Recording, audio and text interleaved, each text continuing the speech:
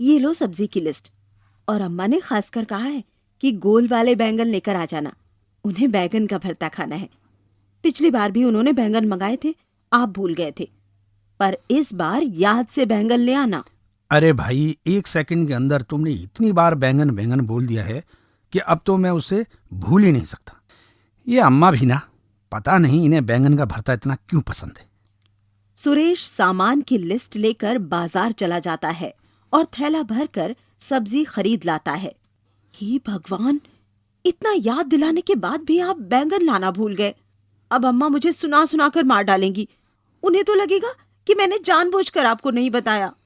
ये लो, मैं भी यही सोच रहा था रास्ते भर कि कौन सी ऐसी सब्जी है जिसे मैं भूल गया। अच्छा, तुम एक काम करो, ये सामान देखो, मैं भागकर बैंगन खरीद लाता हूँ। सुरेश वापस बाजार की तरफ चल देता है। अंधेरा हो चुका था, तभी उसे एक आदमी अपनी रेहड़ी को लाते हुए दिखाई देता है। उसकी रेहड़ी पर केवल 2 बैंगन रखे थे। अरे भाई, बैंगन कैसे दिए? अरे बाबूजी, सारे बैंगन बिक गए हैं, बस ये 2 बचे हैं। इनका क्या मोल भाव करना, 20 रुपए में ले जाओ। ये लो भैया, 20 रुपए पकड़ो और ये दोनों बैंगन दे दो। अगर आज बैंगन घर नहीं पहुंचे तो मेरी माँ तो मेरा बैंगन का भरता बनाकर खा जाएगी। सब्जी वाला हंसते हुए वो दोनों बैंगन सुरेश को पकड़ा देता है। घर आने पर वो बैंगन रूपा को दे देता है। अरे देख लिया तेरा प्यार सुरेश, सारी सब्जी याद रहती है तुझे, बस बैंगन याद नहीं रहते। हाँ, अरे अम्मा, तुम्हें पता है ना कि बैंगन की सब्जी मुझे इतनी खास पसंद नहीं है। तुम्हें न जाने सब्जी में ऐसा क्या मिलता है। हाँ हाँ, अब तो तू ऐसा ही बोलेगा। रूपा, अरे ओ रूपा, अब रात हो गई है, अभी रहने दे। कल सुबह तू मेरे लिए चटपटा सा बैंगन का भरता बना देना, ठीक है? ठीक है अम्मा। अगले दिन सुबह। देखो भाई, मेरे ऑफिस के लिए तुम टिफिन में कुछ और बनाकर दे देना।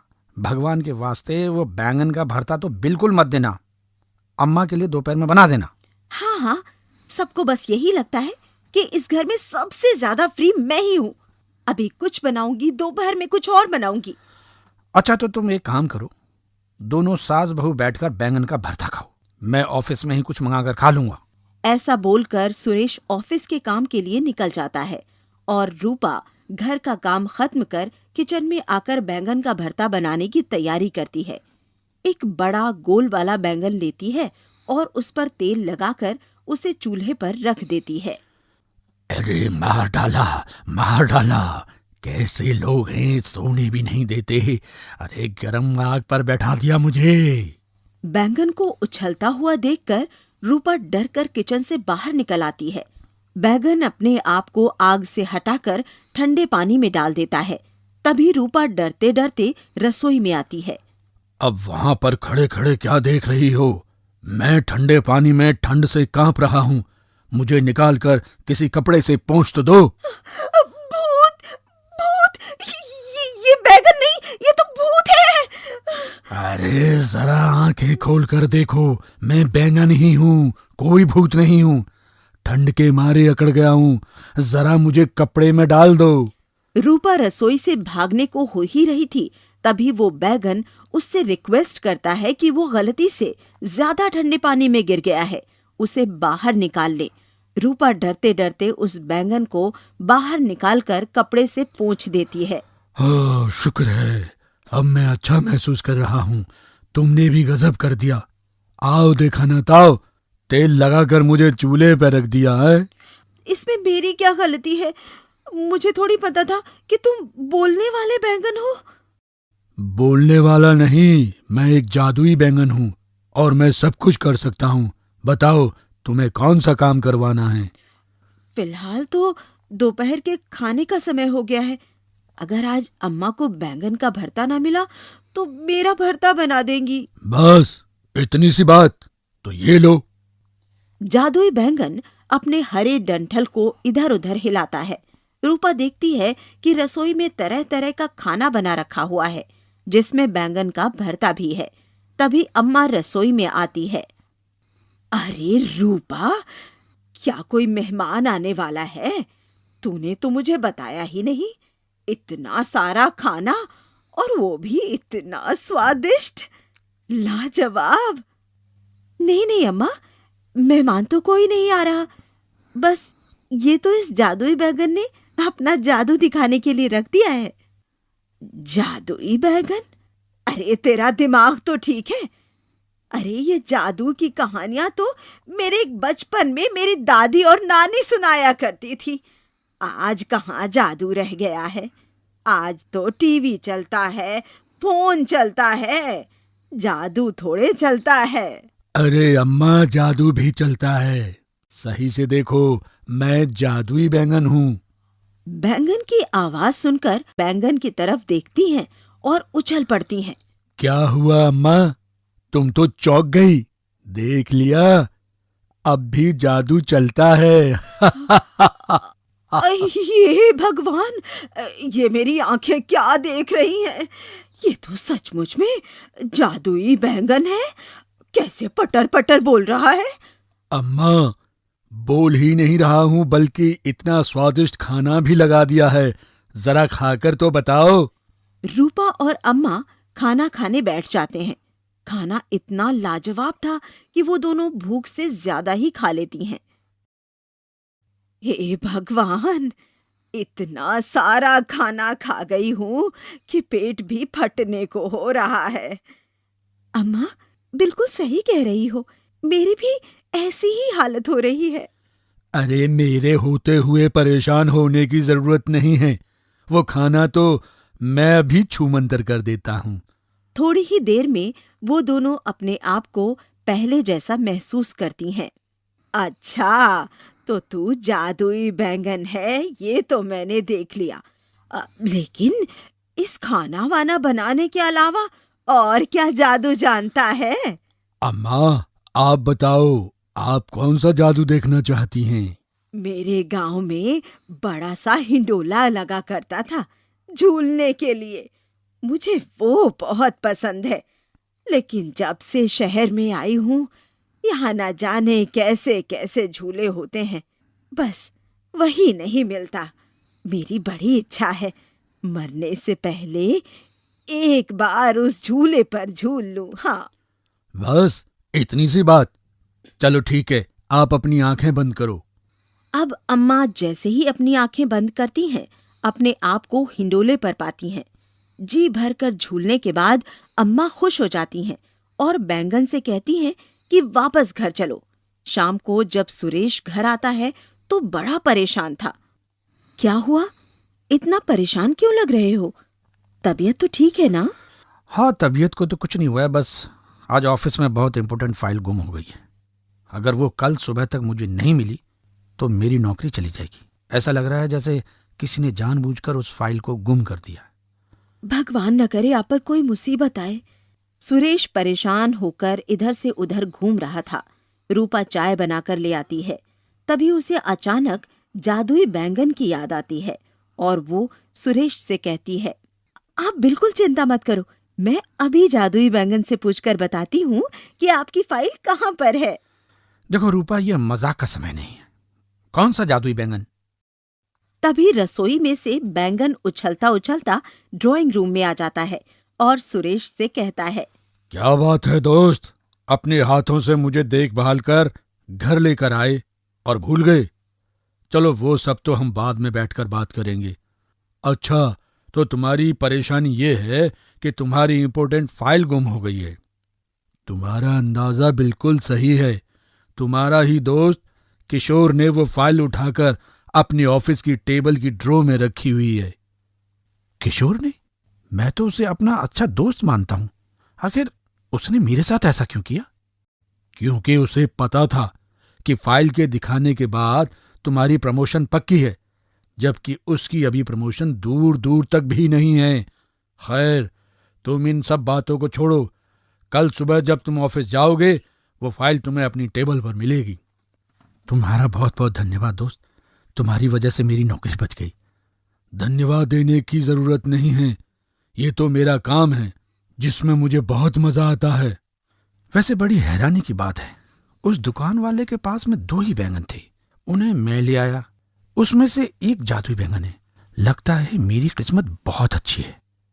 हाँ, मुझे भी लगता है तुम्हारी किस्मत बहुत अच्छी है, क्योंकि मैं पूरा टाइम उस दिन सबके हाथों में आने से खुद को बचाता रहा और आखिर में देखो तुम्हारे हाथों में आ ही गया। चलो भाई, अब तो हाथ मुंह धो लो। आपकी फाइल का मामला तो सुलझ गया है ना? सब लोग खाना खाने बैठ जाते हैं। जादुई बैंगन वहीं सोफे पर आराम से बैठा हुआ था। इस बैंगन को देखकर तो सचमुच मुझे बड़ी हैरानी हो रही है। जादुई बैंगन, वो भी हमारे घर। पर सुरेश बेटा, मैं सोच रही थी अगर जादू देखना ही है तो क्यों ना आज उन सब गरीब बच्चों की मदद करें जिनके पास उनकी जरूरत की चीजें भी नहीं हैं। अरे वाह माँ, तुमने तो बड़ा अच्छा सोचा।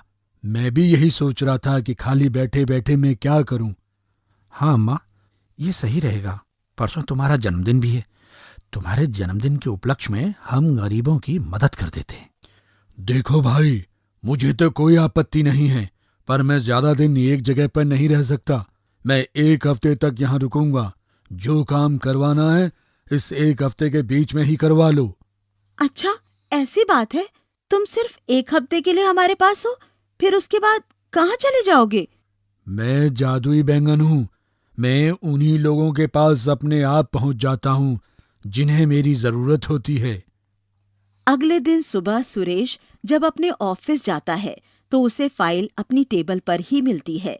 वो अपने बॉस को सारी फाइल दिखाने के बाद प्रमोशन पा जाता है। घर आने पर वो बहुत खुश था और अगले दिन वो जादुई बैंगन की मदद से अपनी माँ के जन्मदिन पर सभी बच्चों को अच्छे अच्छे उपहार गिफ्ट देता है और बहुत सारे जरूरतमंद लोगों की मदद करता है। जादुई बैंगन भी कुछ दिन सुरेश के यहाँ रहने के बाद अपने आप एक रात वहां से गायब हो किसी और दूसरे जरूरतमंद के पास चला जाता है। अहिल्या अब जवान हो चुकी थी, लेकिन बचपन में मिली हुई सभी जिम्मेदारियों को वह आज भी उसी तरह निभा रही थी। बचपन में ही माता पिता के गुजर जाने के बाद अहिल्या अपनी दादी के साथ रहती थी और 12 साल की उम्र से ही वह अपनी दादी के साथ सब्जी बेचने का काम किया करती थी। समय के साथ साथ सब कुछ बदल जाता है। उसकी दादी अब काफी बूढ़ी हो चुकी थी और अहिल्या अब गली गली सब्जी बेचने के लिए जाया करती थी। सुबह सुबह सब्जियां ताज़ी रहती हैं अहिल्या, कहाँ मेरे चक्करों में पड़ी हुई है। अरे मेरे इतने हाथ पैर चलते हैं कि मैं अपना सामान उठा सकती हूँ। जा बेटा, जल्दी जा, काम को देर हो रही है। हाँ हाँ, बस करो दादी, मुझे पता है मेरे बाद घर में तुम कितने काम करती हो। चुपचाप यहीं बैठी रहती हो पूरा दिन। तुम्हें पता है मुझे तुम्हारी कितनी चिंता रहती है, इसलिए ये खाना पीना सब मैं यहाँ टेबल पर रख कर जाती हूँ। मेरी प्यारी दादी को किसी भी चीज़ की ज़रूरत हो तो वह उसे अपने पास ही मिले। ना जाने कौन से पुण्य किए होंगे मैंने जो तेरी जैसी पोती मिली है। अब तो कोई राजकुमार आए और तेरी शादी हो जाए। दादी, अपनी आँखों से वही सपने देखो जो पूरे हो सकते हैं। ये गरीब की कुटिया है, यहाँ कोई राजकुमार नहीं आने वाला। चलो, अब मैं चलती हूँ। अहिल्या अपनी दादी को प्रणाम कर घर से निकल जाती है और सब्जी बेचने के लिए गली गली घूमने लगती है।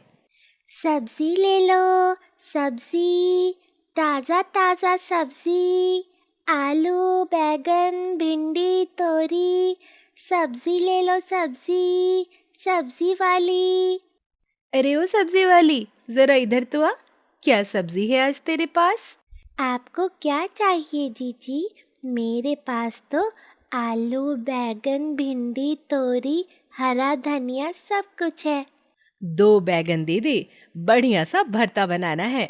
अभी लो, इतने ताज़ा बैगन है कि भरता बड़ा मस्त बनेगा। हरा धनिया और हरी मिर्च भी दे दूं क्या? बगैर हरे धनिया और मिर्च की तो भरता बनने से रहा। ला, 10 रुपए का वो भी दे दे।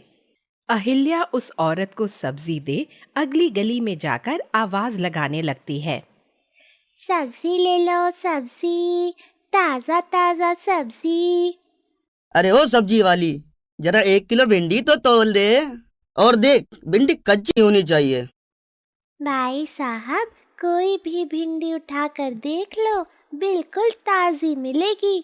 हाँ हाँ ठीक है, 1 किलो आलू भी तोल दो। अहिल्या टोकरी में से निकालकर सब्जियां खोलकर उस आदमी को दे देती है। तभी वहां पर 3-4 औरत और आ जाती हैं और वह सबको सब्जियां देने लगती है। सब्जी वाली, आज बड़ी देर से आई है तू। मैं कब से तेरा इंतजार कर रही थी। घर में मेहमान आने वाले हैं और आलू तक नहीं है घर में। ऐसा कर, जल्दी से 1 किलो आलू, हरा धनिया, हरी मिर्च और 1 किलो बैगन भी तोल दे। अरे जीजी, बैगन तो एक ही बचा है, आप कहो तो दे दूं? ना ना, रहने दे। तेरे एक बैगन से मेरे इतने बड़े कुनबे का भोजन नहीं बन पाएगा। औरत सब्जी लेकर घर के अंदर चली जाती है और पैसे लाकर अहिल्या को दे देती है। अहिल्या अपनी चुन्नी के कोने को खोलकर उसमें पैसे बांध लेती है और चलते चलते जब वह काफी थक जाती है तो एक मंदिर के बाहर बैठ जाती है। चलो, भगवान का शुक्र है, आज सारी सब्जियां हाथों हाथ निकल गईं। अब ये एक बैगन बचा है। मैंने सुबह ही एक बैगन की सब्जी बनाई है, अब तो मन भी नहीं कर रहा।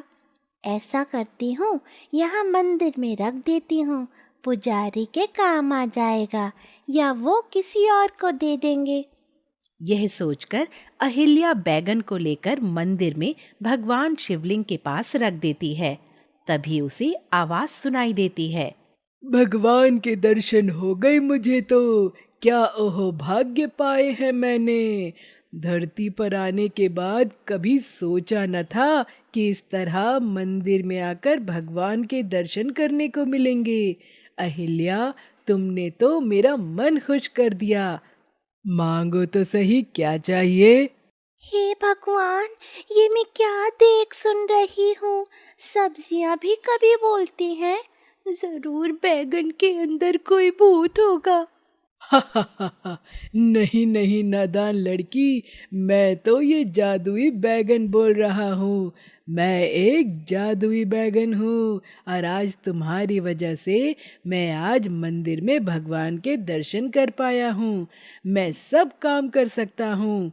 मुझे उठा लो अहिल्या, अपने घर ले चलो। आज के बाद मैं तुम्हारे साथ रहूँगा।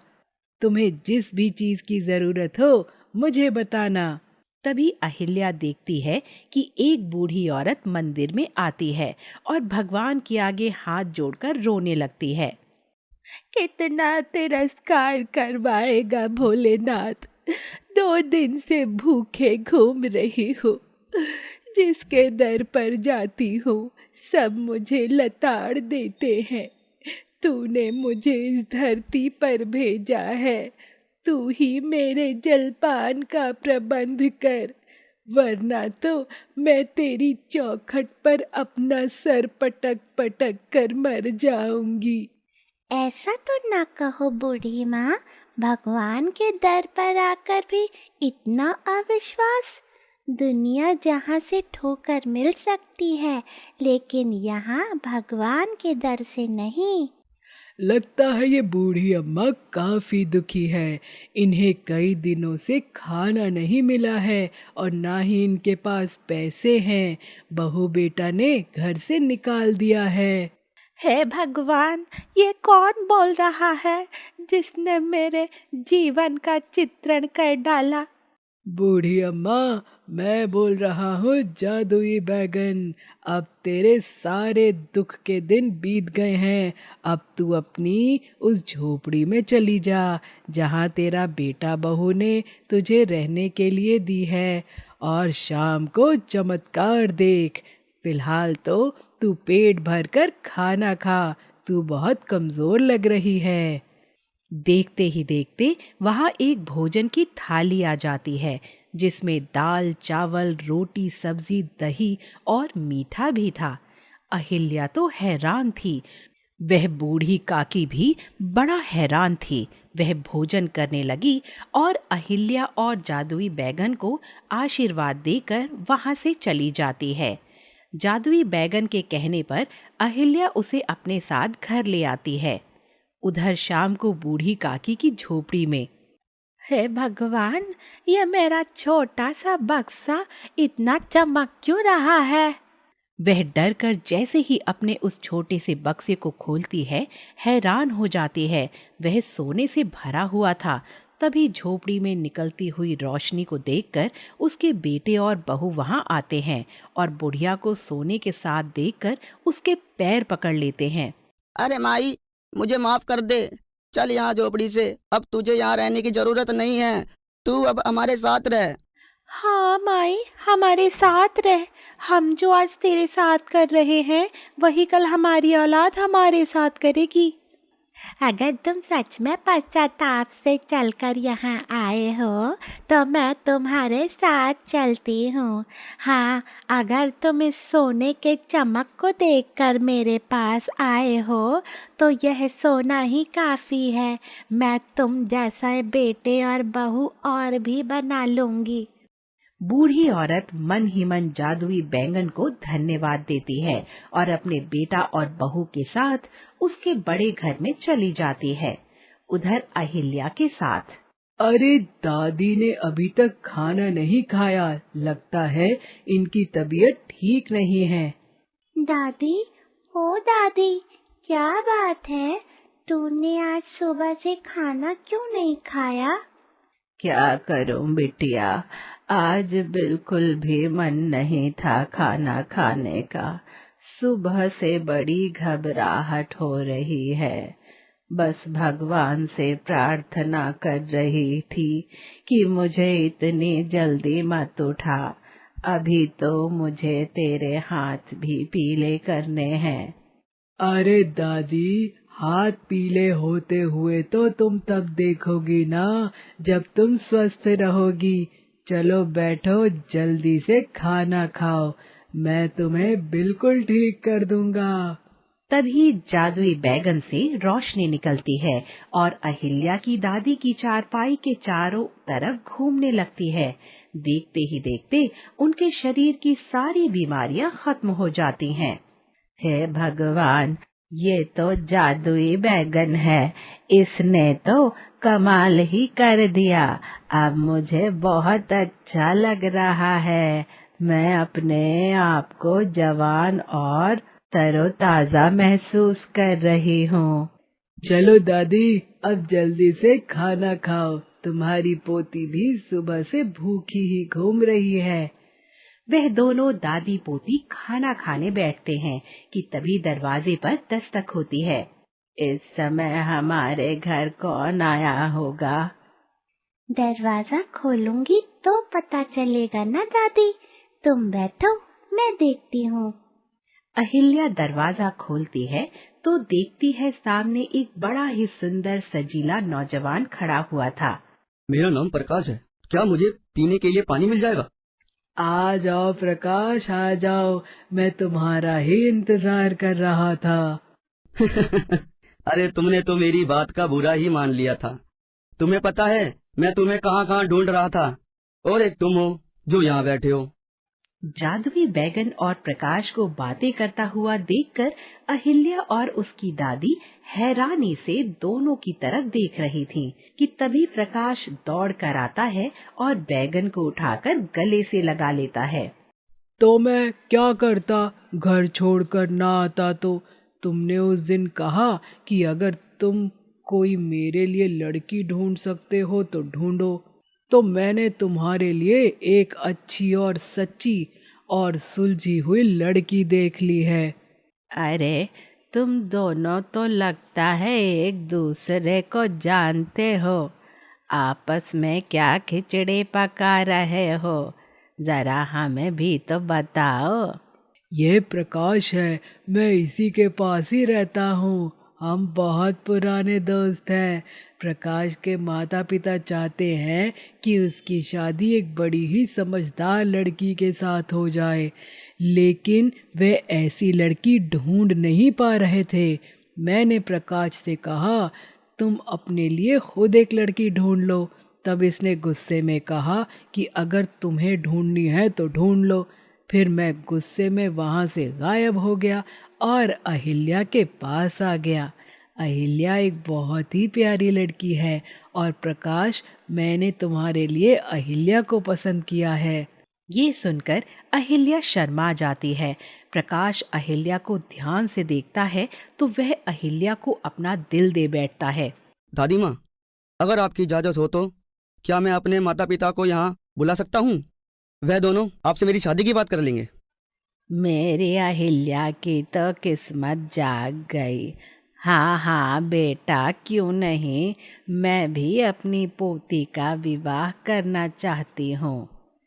प्रकाश अहिल्या से पूछता है और अहिल्या भी हाँ बोल देती है। फिर प्रकाश वहाँ से चला जाता है और जादुई बैगन अहिल्या के घर को बड़ा सुंदर बना देता है। उसके पास सुंदर सुंदर कपड़े रख देता है।